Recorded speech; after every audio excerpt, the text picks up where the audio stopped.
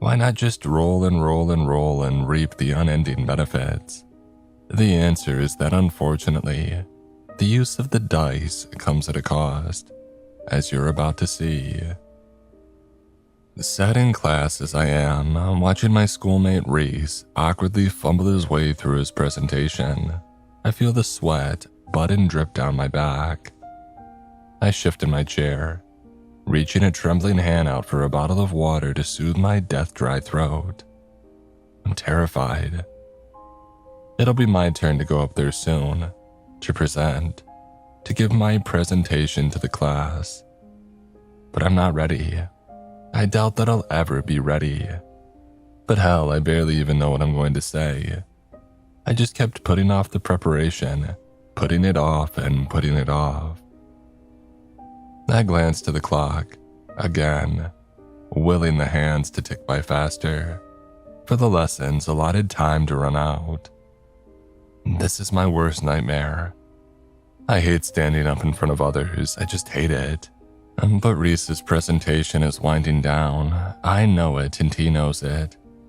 He's answering questions from the class, but the early signs of relief are all there. He's getting ready to check out. How I envy him. Another glance up at the clock. There's time to squeeze in one more presentation, I can tell. I squirm in my seat and try to avoid making eye contact with my teacher. I feel the weight of her roving eyes. Don't pick me, please. Please don't pick me to go up. Don't pick me. I pray silently. But she will, I just know it. I can sense it. Unless... My hand brushes against the shape of the two little cubes in my pocket. My fingers itch. I could do it. I could roll the dice. For something so trivial, Nathan. Are you insane? She might not pick you anyway. And even if she does, so what? You think anybody here is going to remember your presentation in a week's time? I'm sure you prepared enough as it is. All very logical thoughts. Very logical indeed. Entirely worthless though, of course. Meaningless in the face of my impending panic. Reinforced with an army of anxiety. They fly the banner of fear, and it is fierce. Reese, with an almost audible sigh of relief, has finished his presentation. The tension in the class breaks way into a polite round of applause, and now it's my chance. Now is my chance if I'm going to take it. So I hastily reach into my pocket and draw from it the dice. They are carved of a reddish wood and only ever so slightly heavier than they look. I raise them to the desk in a shaking hand, and I roll.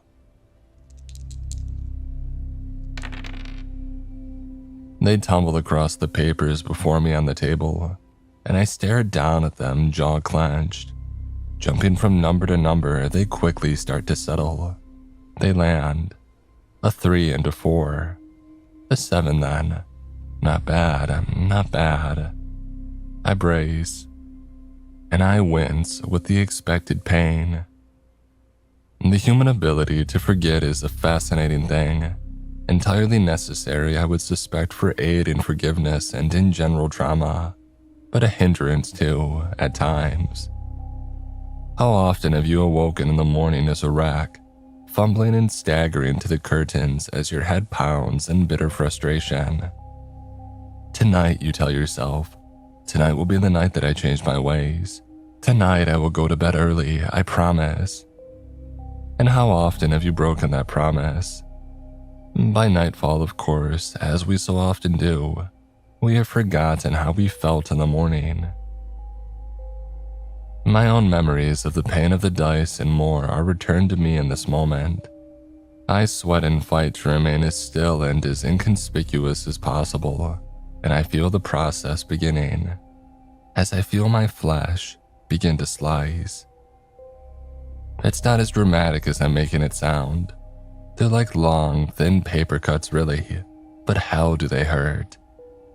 The first 3 comes more or less together, and it's difficult to identify their sources, but the 4th is clear. I feel it down my side. Again, difficult to tell without looking, but it feels a couple of inches long at least.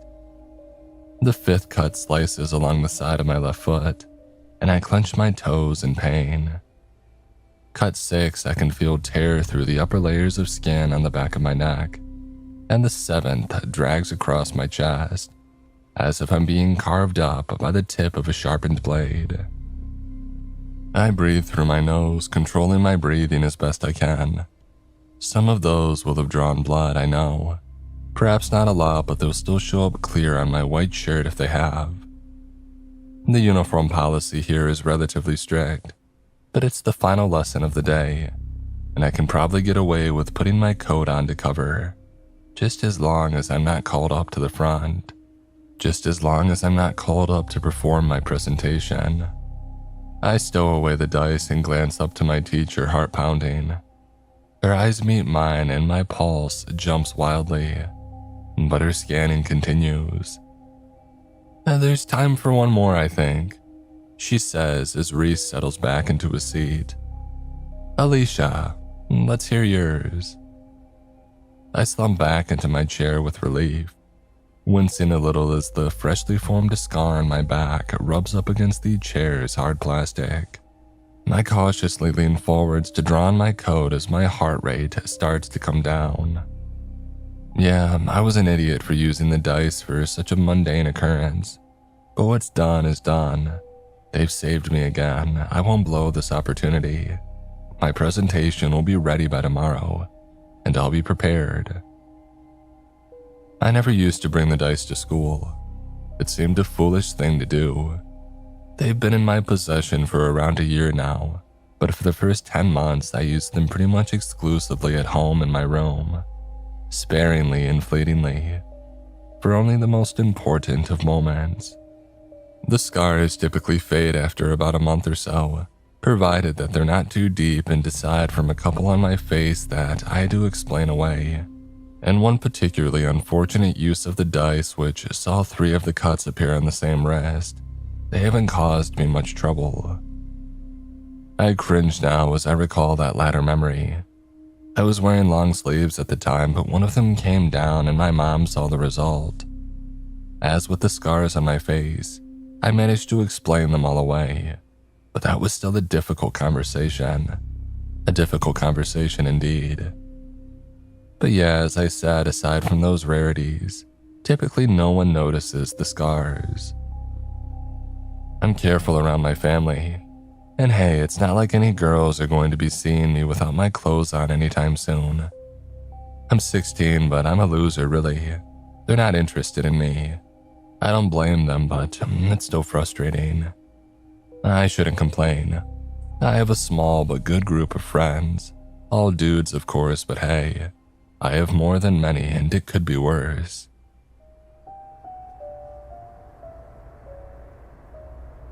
I pull my coat a little tighter around my shoulders as I trudge through the slush-like snow on my way home. My breath fogs and a little cloud around my mouth. I started bringing the dice to school about 2 months ago, after a bad altercation with our resident prick. He's a bully, I guess. Not in the beat you up and take your lunch money sense of the word, but he seems to love to exert his dominance. He's about a half-foot taller than everybody else and he just doesn't give a crap. He doesn't care about anything and that gives him a certain power. His name's Dean and he picks on me because I'm an easy target, and I know it, but only when he can be bothered. The incident in question, however, did actually see him get physical. After a torrent of banterous abuse in the locker rooms, he started making jokes about my sister, to the laughter of all the guys around. I forced myself to laugh too, and I tried to brush it off, to diffuse the situation. I clenched my fist. I hate that I did that. It frustrates me so much to think about it. But it culminated with him shoving me to the ground when I eventually tried to get away. He called me pathetic and laughed some more. It's quite possible that he saw a few of my scars as well, though he didn't mention them at the time. The thought that he might be holding on to the knowledge to weaponize at some later time scares me quite badly. I fume quietly as I approach the little bridge that leads me through the park and back to my house. It's a nice looking thing made of stone and it overlooks a rushing stream, one that goes much faster than it appears, they tell me. Underwater currents or something. The water level is higher than normal right now thanks to the melting snow, and it calms me down just stopping for a moment and looking over the edge, down at the rippling water. I breathe. I started bringing the dice to school after that incident with Dean. I used them occasionally to ensure that I would be lucky enough to avoid him, or that he would simply not take any interest in taunting me in that particular day, if I suspected he was in an irritable mood. And they've served me pretty well so far. An echo of a sting across my side reminds me of the cost, and I sigh as I stuff my hands into my pockets and continue on home. I barely sleep that night. Worries about Dean and about my presentation swirl malevolently around in my mind, blurred with dreams about a girl that I have a crush on, a girl in my year called Louise. Embarrassingly, I've used the dice on her in the past too. I only rolled a 5, but that same day the seating plan in our history class was changed, and she ended up being seated next to me. We chat occasionally in those lessons.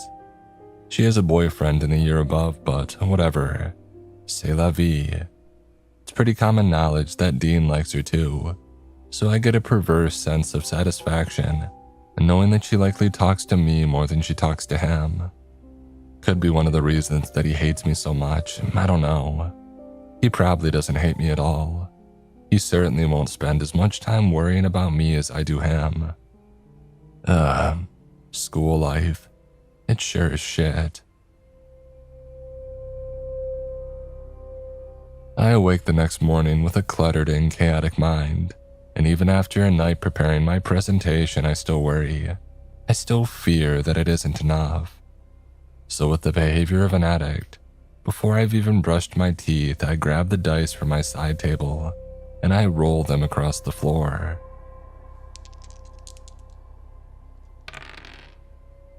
A 5 and a 6, a mighty 11. I cry out a little in pain as these scars are sliced across my skin. One cuts right through a scar from the previous afternoon, and fresh blood starts to leak down my side. Another cuts up the back of my neck just behind my ear, and another slices down the side of my pelvis. God's sake, I mutter through gritted teeth as I ride out the pain. I have to stop doing this, I have to stop. I'm using them too much, like way too much. As the day progresses, however, they do nonetheless seem to pay off. My presentation goes fantastically. I'm selected to go first and it goes without a hitch. No one seemed to notice or care about my nerves. I spoke with easy flow and I didn't forget a thing. And to top it off, the person who presented after me ended up sneezing mid-speech and snorted a load of snot all over their papers, much to the amusement and disgust of everybody in the class. I knew in that moment that my presentation had already left the minds of my peers. There was no need to be self-conscious. I could breathe and relax. My luck didn't stop there either. Louise was moved into my science class. Not only that, but she was seated right next to me again. She was quieter than usual though. Something seemed to be off. And so, riding high on the success of my presentation, I actually spoke to her human to human. Not in a weird, simpy way. I actually asked her what was wrong, and it was genuine. She glanced at me, eyes wet, and I realized that she was on the edge of crying. I broke up with Matt, she murmured quietly, sniffling and wiping her eyes. Her boyfriend, Matt. My heart leapt with an accompanying rush of emotions. I felt bad for her, sure, of course I did. But damn, what an opportunity. And hell, did I do this? Was I responsible for this turn of events, given my roll of the dice? I can't be certain. Surely the dice couldn't end a relationship at the drop of a hat. Surely they create good luck, only good, right? I push these ethical concerns aside and I take the opportunity. I'm unlikely to be in possession of such a burst of confidence again anytime soon, so I have to make the most of it. I talked to her the entire lesson, and by lunch, she had added me on Snapchat. She has added me. There is hope then. Over the course of the next week, we become closer. I can barely believe that it's happening, but it is. I'm actually getting to know her. I used the dice a couple more times too. The first roll is low and it's hard to tell what effect they might have had. But the second roll, it generates a 10. And that very same day, Luis's two best friends are both forced to miss school. They're sick apparently. And Luis asks me on a whim if I want to spend lunch with her instead. My pulse races with excitement. Hell, I should have done this sooner. Use the dice in such a way, this is brilliant. We spend the whole of lunch just talking, though at one point she playfully punches me on the arm, and I have to fight back a sharp spread of sudden pain as her fist connects with a series of crisscross scars beneath the sleeve. I'm reminded, as I often am, that my actions are foolish and short-sighted, but I can't help it. They cut me some slack, I just can't help it. What's a little pain in the face of such a dramatic improvement in quality of life? It's towards the end of this first week when I overhear Louise talking about a party that she's having at the weekend. A party. I've never been to a party before, not a proper one with alcohol and stuff. We're in history class and she's talking to a girl that sits on the table behind us about it. My mouth is at once completely dry. Invite me, I urge, channeling my willpower. Come on, please, invite me. I think about telling the guys that I've actually been invited to a house party, the house party of a popular girl. They'll flip, but I'm getting ahead of myself. Come on, Luis, I think, just invite me. This is my chance to make myself. Please invite me. All sorts of crazy shit happens at parties.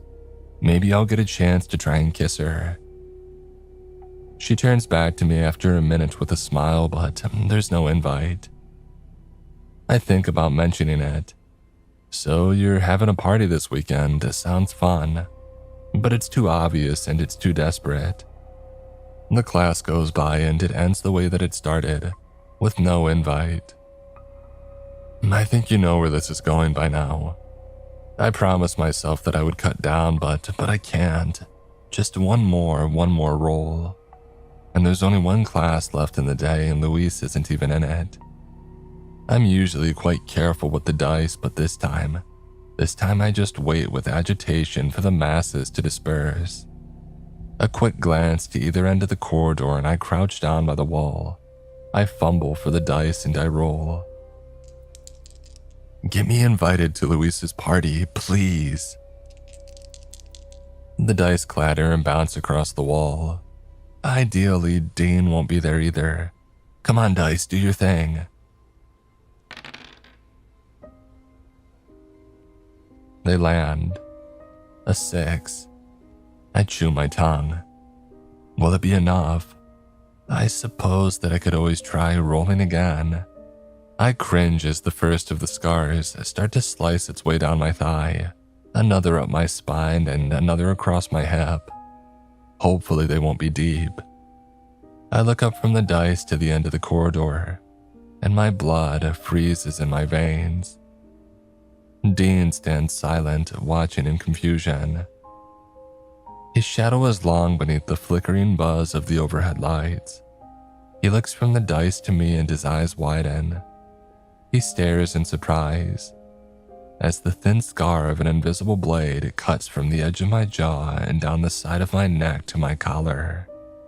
And Dean watches in growing alarm as these scars slices its way down my jaw and neck, and all I can do is stare back in frozen panic. A couple of these cuts definitely draw blood, but I barely even notice. I've never seen him like this before. He's always so sure of himself. He opens his mouth as if he's about to call out to me down the hall, but a teacher appears suddenly from around the corner on the opposite side of the corridor. "Dean!" he barks, snapping his fingers. "Don't make me tell you again. Get to your next class."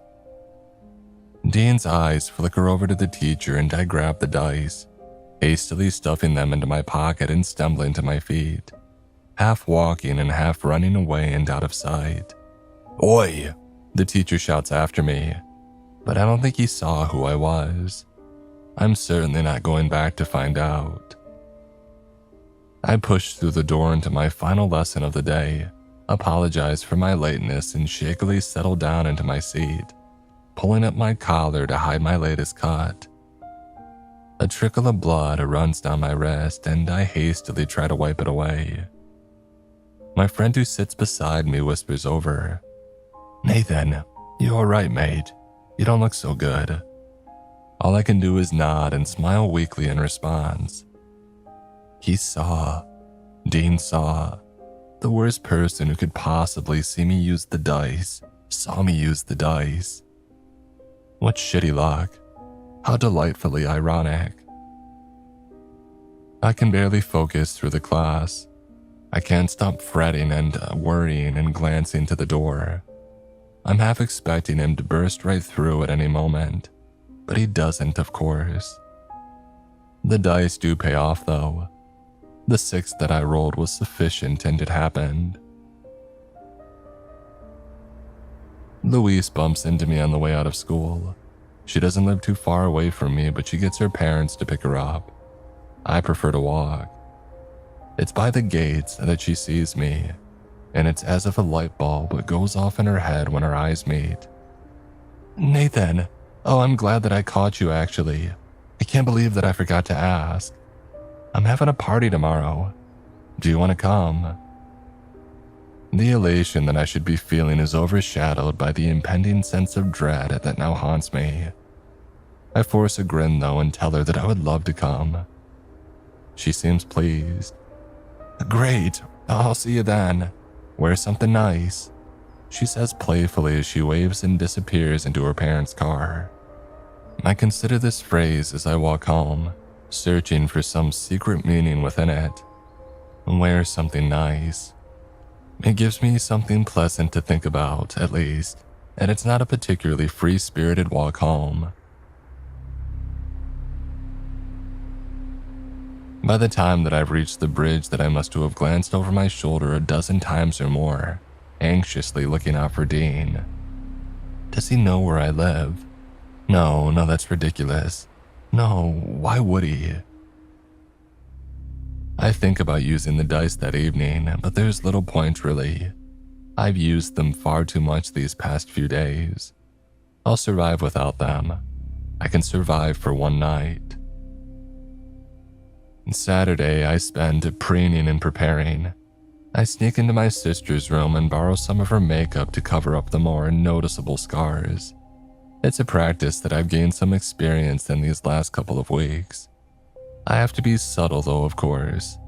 The makeup might end up being harder to explain than the cuts if I don't get it just right.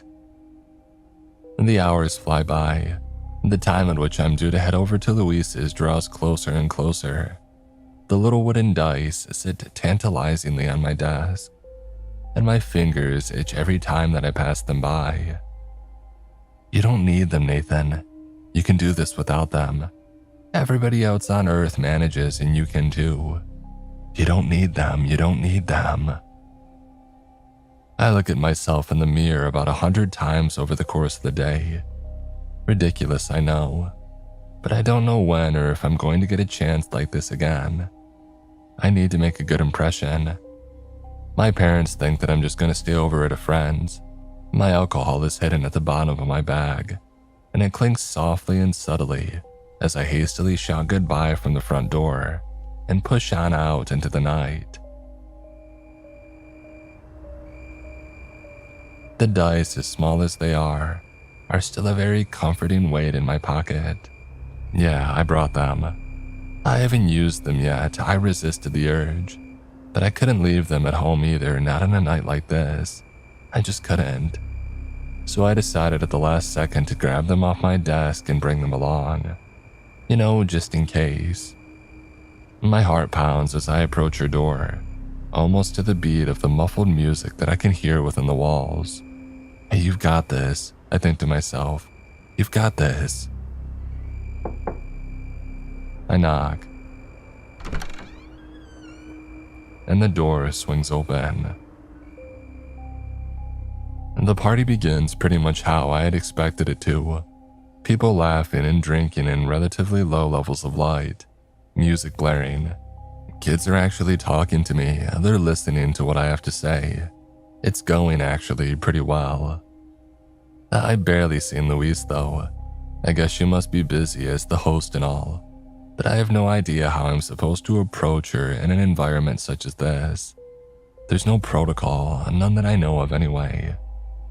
So for now, I just drank. It's a good strategy as any, I suppose. Can after can. A few hours in, and I find myself wandering from room to room, walking through the main area at the front of the house. No beer pong set up anywhere. But then, maybe that's just an American TV thing.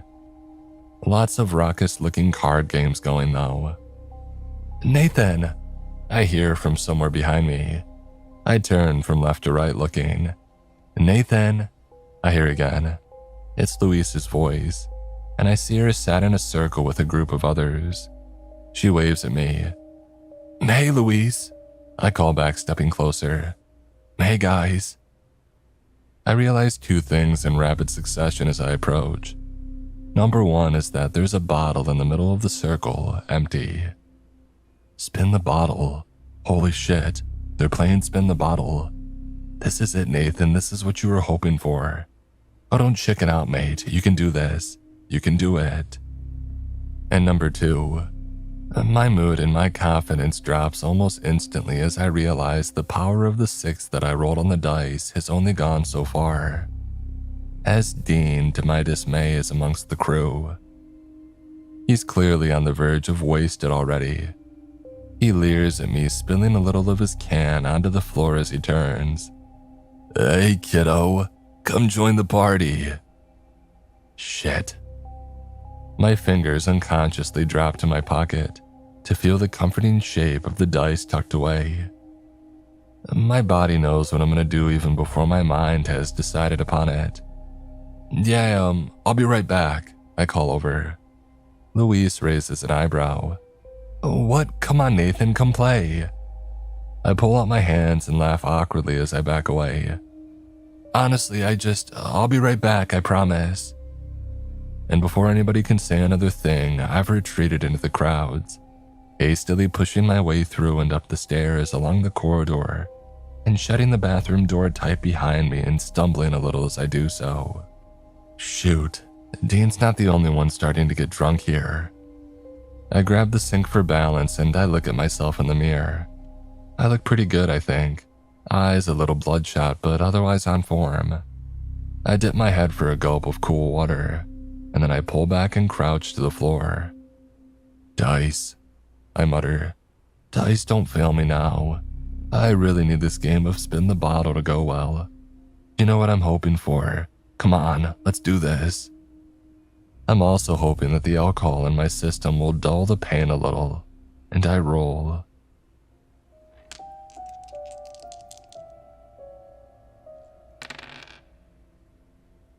The dice tumble across the bathroom tiles and they land on a rather disappointing result. A 1 and a 2. 3 total. I wince and let out a little cry as the first of the cuts appears on my forearm, slicing through the skin and drawing more blood than I was expecting. Jesus! I murmur, rushing to grab a handful of toilet paper to press against it. The second of the slices that I feel against my right foot. And the third. The third, to my sudden panic, is sliced right across the center of my face. From the edge of one eye, down over my nose, and across the opposite cheek. It could not be more obvious. I stare at myself in the mirror as the music pounds downstairs. Sounds like I Don't Care by Justin Bieber and Ed Sheeran, I think. Mundanely and bizarrely, the little rivulets of blood begin to leak down over my skin. No, come on!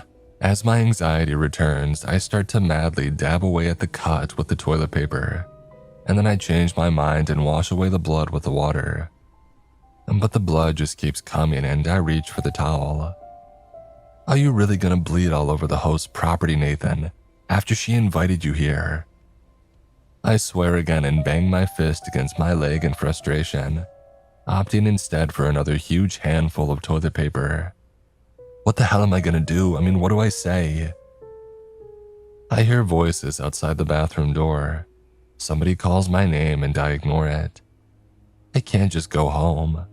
My parents would have a whole host of questions as to why I had chosen to abandon my friend in the middle of the night. I didn't even bring a key with me, so I would have to knock on the door, and I'm sure as hell not doing that. Not in this state. I look down at the dice still on the floor. I pick them up before I forget, looking them over, feeling their weight between my fingers. The wood, it feels so good. They're such intricate little things. Maybe I could use them again, go for another roll, risk a couple more nasty scars for a little general luck. It would be just as good a use as rolling for spin the bottle, surely. I slam my hand against my forehead in frustration. Spin the bottle. I'm literally missing the greatest opportunity of my life at this very moment. Just as the stress threatens to overwhelm me, there's an urgent knock at the bathroom door. I hear my name again clearer this time, and it's Louise's voice. As I'm debating whether or not to open up and let her in, I realize that I never even locked the door in the first place, and my decision is made for me. It slams wide open and Louise staggers in. Drunk, classic.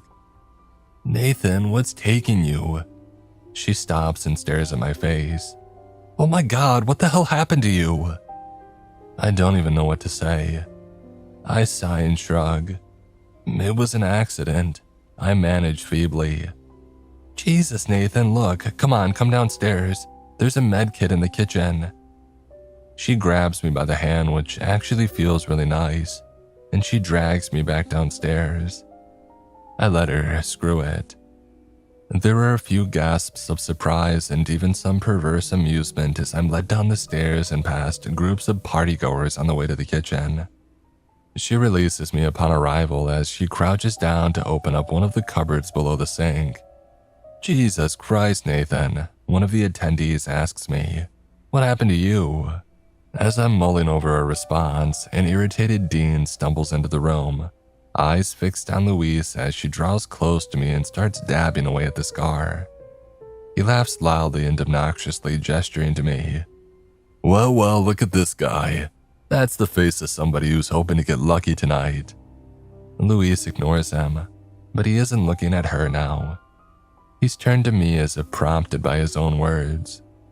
He's actually studying my face, and of course, he sees the scar. Fear courses through me. I don't think I've ever been scared of another person as much as I fear Dean in this moment. My legs tense right up, ready to run, if need be.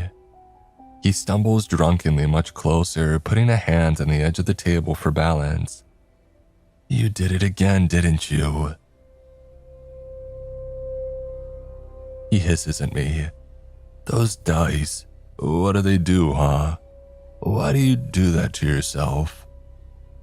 Louise turns and puts herself between us.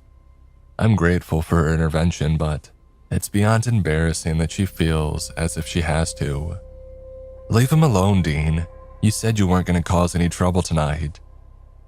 Dean shakes his head, ignoring the multitude of eyes that are now watching the scene unfold from around the room. He throws out a hand. You know that he has a hard-on for you, don't you, Louise? He's gagging for it. He turns to me. What's the deal with your obsession anyway?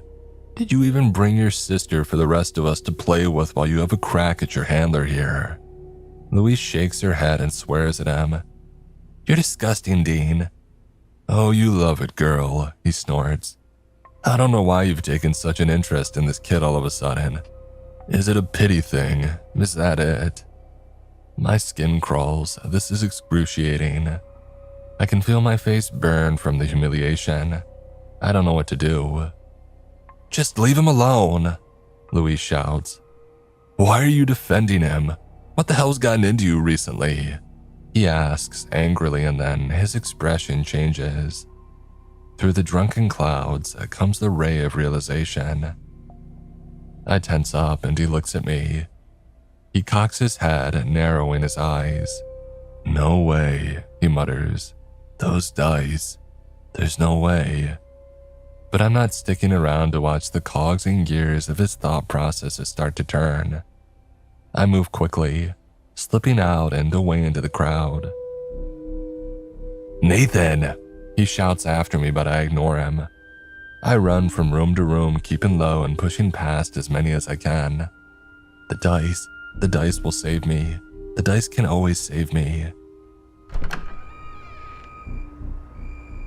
I push through the party and stagger out through the back door, much to the amusement of a group of nearby smokers, but I pay them no mind. Stumbling into the shadows by the garden's decking, I stuff my hand into my pocket and grab the dice. Save me, I beg in a harsh whisper. I've really screwed tonight up, it would seem. Just get me out of this in the best way possible, please. The way that works the best for me given everything that's happened. Is that too vague? I wonder as I close my fist and shake the dice. I can hear him through the house calling my name. He's in pursuit. I roll the dice and they tumble across the wood of the deck. Please, I think to them, please. And they land. Caught in the flashing, colorful lights from the nearest window, the numbers are lighted. A 6 and a 6. Magic 12. I writhe in pain and my muscles tense as one by one the cuts and scars begin to slice across my body. The alcohol in my blood was supposed to dull the pain, but these feel worse than ever. And judging by the wetness, most of them draw blood too. I feel one across my hip and another across my foot, a third almost exactly over the scar of another, reopening it, and a fourth down my groin and between my legs. Oh, that one hurts a lot. And still they keep coming. I find myself fighting back tears by the 9th or 10th. A thin red line appears between the webbing of my forefinger and thumb. Another slices from my lower lip and down the curvature of my chin. The taste is thick and metallic. I spit onto the grass and there I see a shadow, standing next to my own. I turn and look up to see my tormentor, staring in horrified amazement. What the hell? You're insane. He mutters quietly, rage building behind his words. They do something, don't they? The dice. Between you and Louise. I grin up at him with terribly misplaced confidence. A 12. I rolled a 12. What can he do to me now? The answer, it would seem, to my indignant surprise, is a sharp punch to the face. In one swift motion, he leans down and slams his fist into my nose and cheek with a sickening crack. I cry out as my vision flashes, temporarily white. I slip from the decking and I land with a thud in the grass. He punched me. I don't understand, I don't get it. The dice, did I break them? Did I use them too much? What's happening? In my disbelief and agony, there's nothing that I can do but watch. Watch in terror as Dean crouches to the ground, and as the lights of the party inside flash red against the side of his face. He reaches out a hand and he picks up the dice for himself. Dean tosses the dice in the air and catches them both in the same hand with a little wooden clattering. He looks down at me. So what do they do then, mate? Mind control, is that it? You've been weaving a sick little spell over Louise, have you? Dean, I grunt as I climb up onto my feet. Please, just give them back. He closes his fist around the dice. Tell me how they work, he says coldly as the music pounds through the walls of the house. Let's say I wanted Louise to suck me off. How would I go about making that happen? You're sick, I mutter angrily, clenching my fists. They don't work that way. Now give them back, I'm warning you. He laughs as the light from inside flashes across his face. You're warning me. You're hilarious, Nathan. And you know what? I think I'm gonna give him a try. No! I shout, but I'm too late. He shoves me back and my drunken legs are once again unable to keep me from falling. I land in the grass as the dice roll across the decking, clattering and tumbling. And they land. A 3 and a 4. I reach out to grab them, but Dean is too fast. He collects them up and then cries out, and we watch as a thin, pale scar begins to slice its way across his skin. Shit, he shouts. Our palaver has garnered the attention of the smokers, and they've started to make their way over. I can see a second cut appear on Dean's neck, but I don't know where the others are. A flinch and a patting of his leg would indicate that at least one of them is on his thigh. This is so messed up, he mutters through his clenched teeth when he takes a breath. And without another word, he turns and returns into the house. Dean, I shout, come back. He took them. He took my dice from me. You need them back, Nathan, now, go get them. I climb up for the second time and shove past the smokers, staggering into the heat of the party as I look for them, for the thief. There are gasps of shock and surprise as the more sober attendees take in the redness and rapidly forming bruise on my now thoroughly busted up face. It'll only get worse as the night progresses too. I know it, but there are greater priorities at hand. He rolled a 7, what's that going to do for him? They wouldn't make Louise. I curse in frustration and disgust. They wouldn't, they can't. That's not luck, that's sick. There's no way. But my thoughts are a mess. I'm still struggling to process what happened. I rolled a 12, and yet I just don't understand.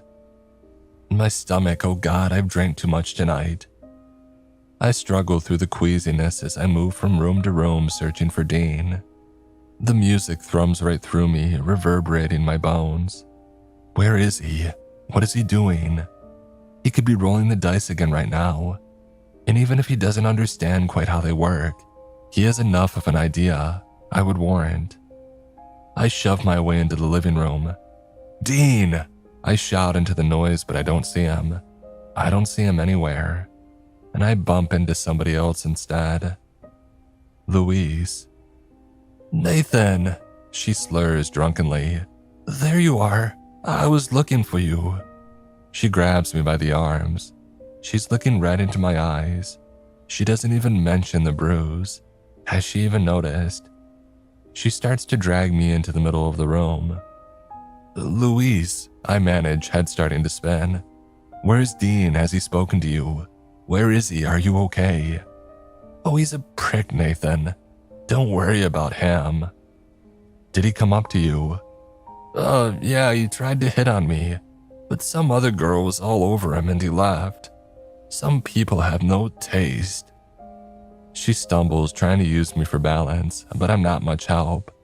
I'm barely able to stand still myself. But I do, she whispers. And before I can respond, she pushes herself against me and her lips against mine. Holy. For a second, I can barely believe what's happening. It doesn't feel real, but it is. I close my eyes and bewildered, I return the kiss. The loud and rabblesome cheer of the crowd rises up all around.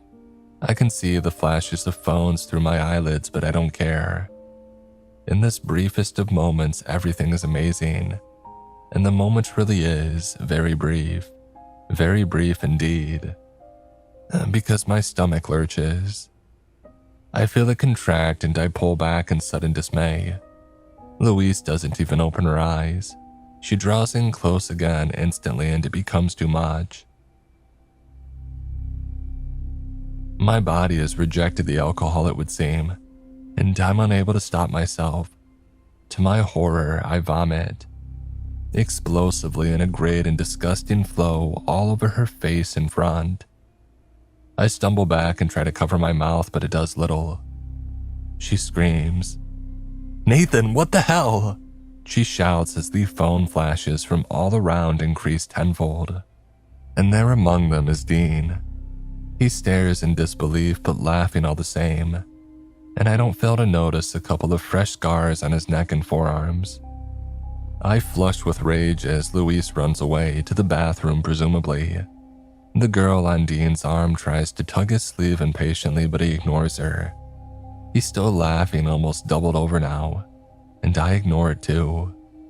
I don't know if it's the alcohol or the anger or the desperation, for the dice or something else, but without skipping a beat I stride towards him fuming. I draw back my hand, putting into the motion every ounce of my hatred for this horrible prick, and I push my whole body forwards from my back foot, slamming with force my fist into Dean's stupid face. It hurts my hand like absolute hell, to be honest, and it'll ache even worse once the adrenaline wears off, but it's worth it. It is worth it to see the laughter dissipate at once into dumbfounded shock and surprise. He stumbles backwards and throws out his hands to look for something to grab for balance, and as he does so, he drops the dice. I don't even let them hit the floor. My eyes go to them at once and I snatch them out of midair, turning and sprinting away in the very same motion, ignoring the rising, bloodlusting chants of fight, fight, fight from the drunken crowd. "Nathan!" He roars from behind me, but I'm not messing around this time. I'm not gonna wait or hide or try to play the rest of the party out. The night is done, I've decided. The hell to it. I'm not staying here, I can't, there's no way. I'll apologize to Luis and suffer the consequences tomorrow or on Monday. I'm gonna go home, yeah, just go home. I have a busted up face and I'll need to explain tomorrow morning anyway, so I may as well bite the bullet and get it over with. So home then is the plan. Let's go home. I burst through the front door, slipping a little in the slushy, half-melted ice of the pavement but keeping my balance, running away down the road and into the night. To my panic, however, I hear him behind me. His voice carries over and rises above the rush of the winter wind in my ears. "Give me the dice, Nathan." I hear him shout, but I do not look back. I just run. Through street after street, past the lines of snow-tipped trees, illuminated orange in the glow of the street lamps as I pass them by. The material of the ground changes beneath my feet, softening as I leap behind the pavement and begin my sprint across the park towards the bridge. The sound of the rushing water becomes louder and louder, as do the heavy footfalls of Dean right behind me, getting closer and closer. And at the peak of the stony little bridge I stumble, my drunken legs failing me only ever so slightly, but it's still enough. It's enough for Dean to catch me. He shoves me in the middle of the back and I tumble to the ground, dice slipping from my fingers, rolling onto and over the cobblestones. Double ones. I grimace as these scars slice their way across the back of my hand and the heel of my right foot. I crawl across the cold stone and reach out, but Dean swoops down and grabs them up before I can get to them. I clamber up onto my knees, shaking as I turn around to face him. "They're dangerous, Dean," I warn him. "Oh yeah, sure they are. And you're the only one that's able to use them safely, is that right?" He looks from the dice to me, snarling. I'm pleased to see a trickle of blood from one of his nostrils. "Look at the state of you, mate. You'd expect me to believe you're using these things in a smart way. Tell me, how do they work? What do they do?" "I'm not telling you," I reply, hardening my stance, but I can't help but flinch when he takes a step closer. "How do they work? How do I get them to do what I want?" I remain silent. "How about this? I'll use them for a week and then give them back, if you really want. How about that? That sounds fair, don't you think?" "Never," I reply quietly, and he shoves me. "Tell me. No." He fumes, clenching and unclenching the fingers of his free fist. the dice held high in the other, and then his eyes flash and his expression changes. They're important to you, aren't they? These dice, they mean a lot to you. I don't respond, but my answer is obvious in my silence. You are using them on Louise as well, aren't you? You little mind controller. I'm not controlling her mind, I reply angrily. Ah, but you are using them on her in some way, aren't you? He forces a laugh and mimics a mocking, tutting sound. That sounds pretty immoral to me. You know what, Nathan? I think you're just a pervert like everyone else. That's not true, I reply. Dean, please. He interrupts. Well, if it's not true and you really don't care about these dice. He grins disturbingly as the wind whistles through the nearby trees. Then you won't mind if I do this. It's as if time itself slows down. I watch it happen in painstaking detail, but I'm unable to compel my body to move with a fast enough response. Dean pulls back his hand and decides a cataclysmically on the scorched earth approach. He laughs with defiant malice as he throws out his arm and hurls the dice over the side of the bridge, down into the rushing water below. No! I shout in distress, legs returning to life as I rush to the edge and stare over the side, watching the dice disappear beneath the surface of the fast-flowing stream. And just like that, they're gone. You idiot, I murmur bitterly. Do you have any idea what you've just done? Those dice, there's nothing like them on Earth.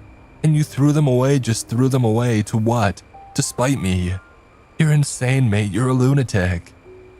And Dean replies with another loud laugh. I turn to face him slowly and angrily, but a curious thing happens next. Something I don't think that either of us quite expected. But in hindsight, it makes a great deal of twisted sense. The laughter is struck from his face as he grunts in sudden discomfort. He looks down at his forearm, and we both do, and we watch in surprise as a scar slices its way across his skin, pale and white beneath the silvery light of the cloud-shrouded moon. And there's a tense pause. What the? He begins. He flinches as a second scar cuts down the side of his neck, and then a third across the back of his hand. Ow! He shouts, lifting his shirt to see two scars appear at once across his lower abdomen. Make it stop, he mutters, as another of the cuts slice up and over his chest. Make it stop! But the slices keep on coming. He twitches and writhes and curses in growing pain as he's steadily covered. He panics. He rushes forwards and grabs me by the shoulders. What's happening? How do I make it stop? Did you do this? Nathan, what have you done to me? I stutter feebly in response. I have no idea what's happening. No, I don't. And I think Dean can tell. He can see the uncertainty in my face. Christ! He shouts as he slaps at his own arms, scars appearing all over them now. His shirt is a pale gray, but it starts to darken in certain places with spots of what I can only assume must be blood. I see the veins in his neck tense up as he staggers to the edge of the bridge, grabbing hold of the stony side for balance, swearing and cursing as a line appears on the right side of his face, down his cheek and into his top lip. Nathan! He shouts again. He seems afraid now. Nathan, make it stop! I don't know how, I shout. I don't know what's happening. But then perhaps I do. And I think the realization strikes us both at the same time. His gaze meets mine and we both see it in our mind's eye. We see the dice ever rolling, ever tumbling across the stony bed of the stream, pushed along by the current, halting for the briefest of moments as they're caught in the rocks, and then nudged almost immediately free, slipping and spilling their way over the stones through the water. No, he murmurs, wincing as a particularly deep line is cut through his palm. He brings the hand to his face and leaves a bloody half handprint behind. No! I don't know what to do. My hands are on my head. No! He shouts again, screaming suddenly as he squeezes his wrist and raises a hand to the moonlight. It's difficult to see, but it looks like a scar has begun under a fingernail and is sliced beneath and then down the length of the skin of his finger. Blood leaks. Another forms across his forehead and cuts through one of his eyebrows. The dice! I need to find the dice! He sprints the length of the bridge and immediately around the corner of the stony post that marks its end. He slips down the little bank and I watch in confusion and terror as he splashes into the icy rush of the stream. Dean! I shout, but I don't know why. I don't know what possible advice I could offer in this moment as he forces his way through the water. The stream isn't very deep, it only goes up to his shoulders, but he struggles and screams as he dips beneath again and again, hunting desperately for the dice as his body is sliced steadily to pieces.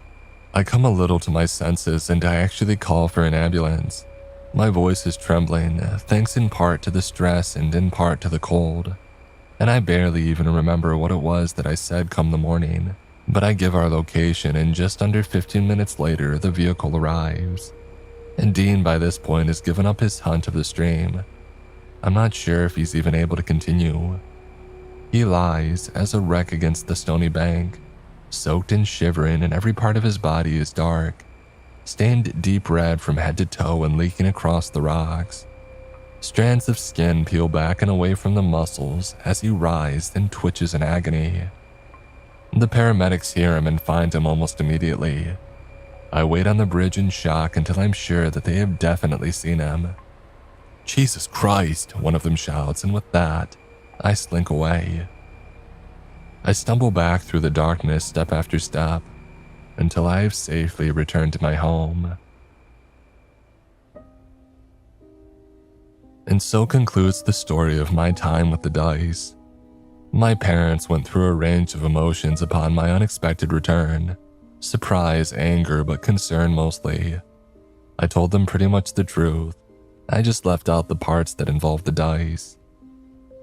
I barely slept that night.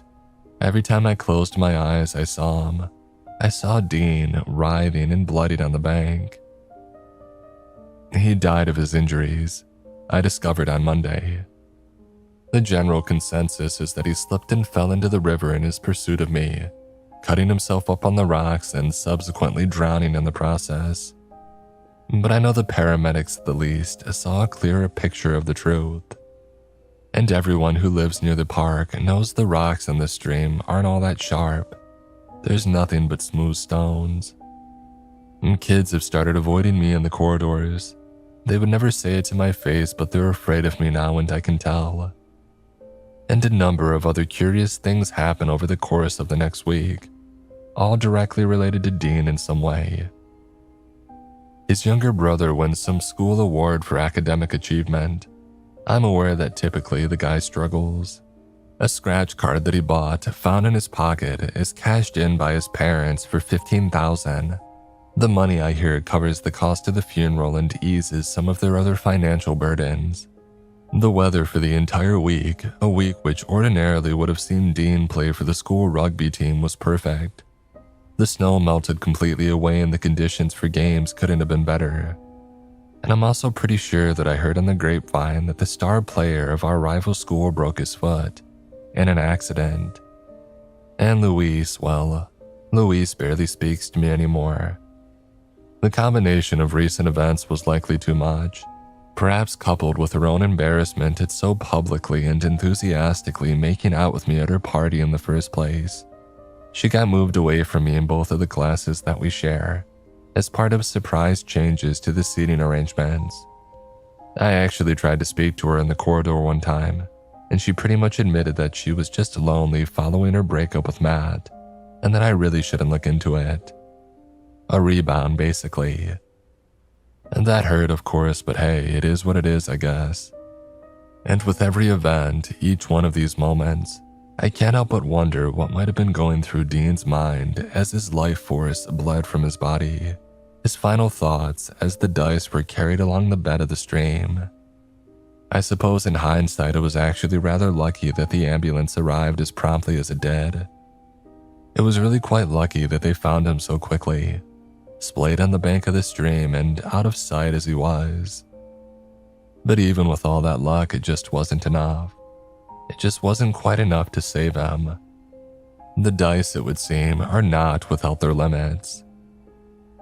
I sigh as I watch one of my classmates give their presentation to the class. I drum my fingers against the desk. My hand reaches absent-mindedly for my pocket, but the dice, of course, are not there. I struggle with waves of guilt these days, guilt and loneliness. Ironically, the only other person who could have understood, even in the most basic of terms, now lies buried beneath the ground. It was Dean's choice to throw the dice into the stream. His choice. And yet, I can't help thinking about the 12 I rolled that night at the party. The double sixes. What was it that I had begged for in my drunken semi-stupor? Just get me out of this in the best way possible, please. The way that works the best for me given everything that's happened. I run a hand through my hair and sigh, doing my best to push the thoughts from my head. I turn my attention back to the presentation. And you know, this particular presentation really is going exceptionally well. It's the turn of a girl named Alice. Quiet as a mouse, and she chokes up even when called on to answer a question in class. And yet here she is, seemingly in her element. I do my best not to focus on the scar that I see that marks her leg below her skirt. It's a coincidence, I tell myself. A coincidence. A flurry of leaves blow past the window. It's just a coincidence, Nathan. That's all it is, mate. That's all it is.